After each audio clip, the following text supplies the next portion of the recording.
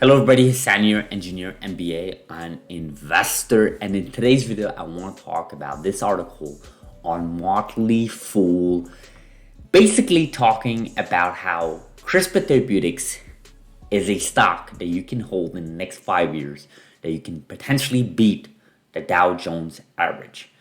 And of course, before I jump into today's video, couple of points. First of all, Fool.com, or known as the Motley Fool, is a well-known publisher when it comes to stocks. I mean, they've always been one of those top publishers talking about stocks in the stock market. Lots of people look into Fool.com. They've subscribed to Fool.com and they look at their news alerts and so on. So it's not just some random website talking about how CRISPR Therapeutics could be beating the Dow Jones, right?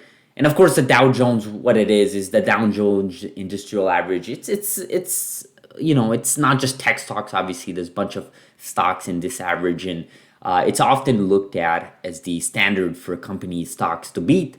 Because then, why would you invest in a specific stock when you can sort of go with the average and sort of, have better results? So it's often a comparison that people in the stock market often compare to. And in this case here, they're saying that CRISPR Therapeutics will potentially overperform the Dow Jones average. So this article was published yesterday at 17th February.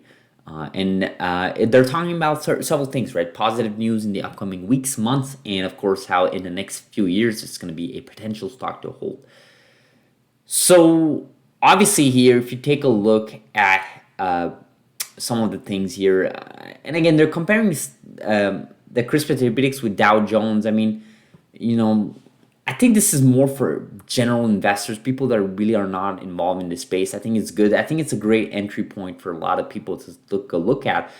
Because often what you do is you have this Dow Jones average at the top, and then you start to pick many stocks and you try to compare with the Dow Jones average, and then the companies that will overperform significantly, you start looking, diving deep into those companies. That's what analysts do. That's what investors, generic investors in all sort of verticals do, like I mentioned, right? So it is a benchmark in a sense, right? So you take a look at some of the news. They're talking about how CRISPR Therapeutics, well, first of all, they're using CRISPR acronym instead of CRISPR Therapeutics, but anyways, that's fine. Is ending with maybe the biggest moments ever. The company and the partner Vertex have submitted a hexacell genome editing candidate for blood disorders to regulate in the US, UK, and Europe. This is used for CRISPR for two reasons. First, approvals would validate the company's genome editing method, a technology that it's used in other pipeline programs. And second, it's the approval will result in product revenue, as this revenue could reach blockbuster levels. That's because today treatment options with beta thalassemia and sickle cell disease are limited. Patients face a lifetime of hospital visits and blood transfusion. Hexacell aims to change all of that by design, as it is a one-time cure treatment. It's to imagine doctors and patients flocking to Hexacell for those reasons. So Hexacell is owned by 40% by profits by CRISPR Therapeutics, 60% is owned by the big bad pharma company Vertex. Considering the market is an opportunity, however, this potentially should equal significant revenue for CRISPR. Of course, 40% of billions of dollars is still significant revenue. And of course, we talk about broadening the revenue opportunity, of course, with the other program like CTX110 with the CAR T cells, that, is sort of in the adverse side of things.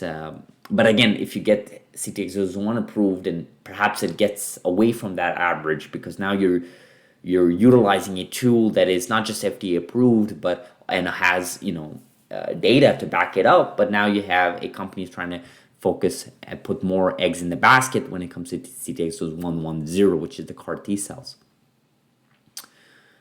All right, so what are my thoughts here? First of all, I would say, first of all, one more point. This article is actually linked and across other articles, like a bunch of people. Like I said, Fool.com is no joke, right? And of course, this is not the first time they talk about CRISPR. They've done many mentions of CRISPR in the past. But this is the first article in a while I've seen from Fool.com about CRISPR Therapeutics or anything about CRISPR. So what are my thoughts? Well, first of all, I tend to agree that I think 2023 is the year make or break for this company. I think I wouldn't say break in a sense where it goes to zero. Not at all. I just mean it'll set back the CRISPR timeline for quite a significant of time. And what I mean by that is if we go with the bear case scenario where the FDA basically rejects the FDA submission for approval for CTX001 or Hexacell, then this will set this company back for years, potentially. Same thing with other CRISPR company, right? So there's a lot of at stake when it comes to this program. But of course, in the base case or in the bull case or in base case, which is what I think a lot of people are expecting, if this company gets FDA approved, then you can see this company chart. When it comes to stock, the charts will go off the roof. I think it'll reach its peak within the next 6 months for sure. I mean, you talk about a company that is now producing blockbuster levels of revenue, that now has the first CRISPR-based therapy approved, and now has a history and data to prove its success with its CRISPR-Cas9. Although still ex vivo, it's still a phenomenal milestone to achieve, right? So lots of good things to come for this company. And although they only own 40% of Hexacell's CRISPR Therapeutics program, which is CTX001, it's still amazing. I mean, people forget that, Bloomberg is getting like almost 3 million a dose for its therapy. I mean, that's crazy per patient, 3 million. I mean, just think about what this could get for any of these blood disorders. That again, all these blood disorders do not have any sort of treatment, right? It's not like you have any sort of potential treatment like in the heart disease side of things with statins and so on.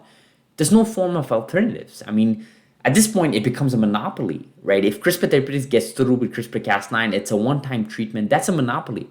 They'll hold for a while. Now, of course, other CRISPR companies are doing their own programs, sickle cell disease like Beam-101, and other companies out there, Graphite Bio and so on. But those are going to take time, right? If not years, right, to get those approved by the FDA. Now, obviously, it won't take as long as Hexacell, considering Hexacell was the first one to go through all of this. But it'll still take some time, like what, 2-3 years potentially? And then when you sort of extrapolate that, that means that CRISPR Therapeutics will have a monopoly with Vertex for blood transfusion, blood disorders with when it comes to beta thalassemia and sickle cell disease for the next 2-3 years. And if you take the bull case, 3-4 years, that means you get like billions of dollars of revenue as a only company that can actually produce that. And then what else can they do, right? What else will companies be willing to partner up with CRISPR Therapeutics, knowing that they're going through that in the next 3-4 years? Just think about the opportunities, right? So will they beat the average? Of course they'll beat the average. I think this is has always been my stance. If you want to play it safe, if you guys don't want to. If you guys want to play it safe, then the likelihood for you watching this channel is unlikely, right? I think people that invest in safe averages or index funds and so on, they're not going to watch these channels, right? It's often the people who are interested in this vertical, in this space, specifically in CRISPR companies like CRISPR Therapeutics and so on, or it's just the genomic space as a whole for their own curiosity, right? So anyways, we'll end this video like this, guys. Let me know in the comments below what you guys think about this article. I think it's fascinating. I really think, a company worth $4 billion right now, market cap, will potentially be making billions of dollars in the upcoming 2-3 years. I think it's going to be extremely, extremely lucrative for investors. Patience will be rewarded.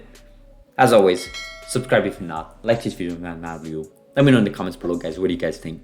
And have a beautiful, beautiful Saturday. It's a long weekend for me here in Ontario. So wherever you are, hopefully you are having a great, great day. I'll see you guys in the next video.